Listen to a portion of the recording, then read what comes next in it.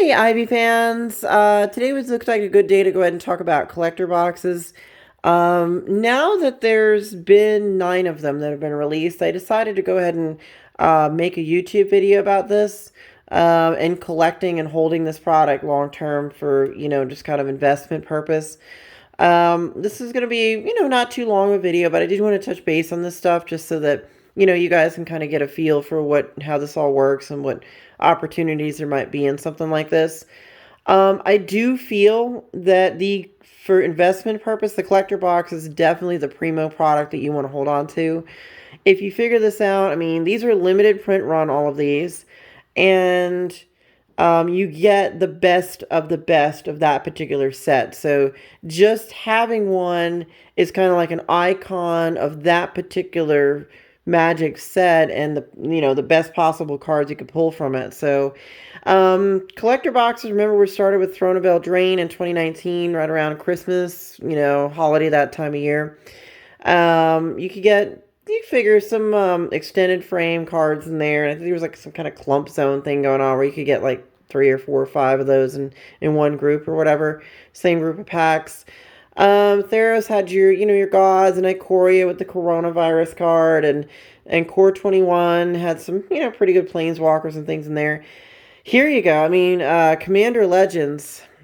What else is there to say about it? It's a great, amazing thing. I mean, Jeweled Lotus. I mean, you just pull one Jeweled Lotus in here, extended frame and foiled. And I mean, was it $200 for that now? I guess. I mean, it's crazy money.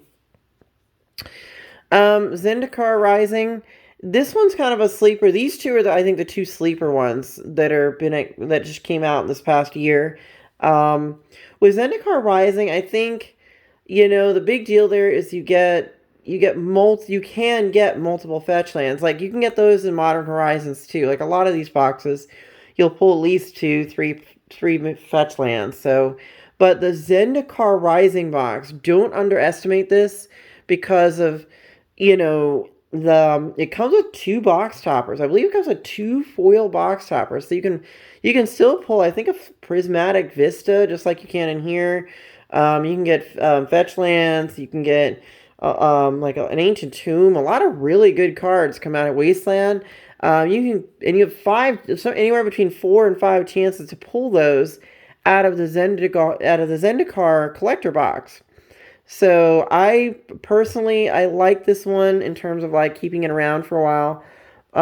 It's kind of a sleeper. They're not too expensive right now, but they probably will be. Kaldheim, you know what? Right now, Kaldheim isn't getting a lot of love, but I think on the long term on this one, again, there's a limited print run on this kind of thing. My position on something like this is that, if Wizards comes out with a snow mechanic for something else, or they've got more things that synergize well with the Kaldheim set block, then by all means, you're definitely going to want to have one of these, or at least if you want to represent the whole group, you got to have this guy. This did have really beautiful, showcase frame cards. I thought they were amazing. I love the whole, like, dwarven sort of frame around it. It was really cool. Strixhaven, of course, you had the Mystical Archives. This box, remember, this box is the only one that you can get the foil Mystical Archives Japanese. So the alternate art foil Japanese Mystical Archives. They only really appear in here in the collector box. So long term, assume that if you can only get something in one thing, ultimately that's going to drive up the value, of course, because you can only get it there. And this box right here, again, it's basically these 2 are like going to be the rock stars, I think, long term. I mean, right now I think it's like $300, but expect this to be next year $500. Maybe like 4 years down the road, this thing will probably be like $600-700. So just having one around doesn't hurt you. And granted, there's good cards in here. So some people like to invest in this stuff. I do keep these sealed. I plan to keep them sealed as long as I possibly can. But if you like the cards that come out of here, by all means, buy it and open it. Take out what you want, trade it with your friends, sell off the singles, whatever you want to do. There's lots of good stuff to be found in here. So, even if the box is a little bit up, like this one, what is this one up to? About 240 now. This one's definitely going up. I think there's a lot of these that are been removed from the market. So my suggestion, better get this now before it goes to 500. It's probably going to be there 6 months, maybe a year, if that.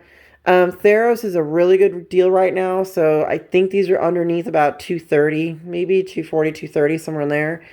Ikoria, this you might want to grab this before it gets to 300. I think it's getting close. These right now I think are still probably a bargain.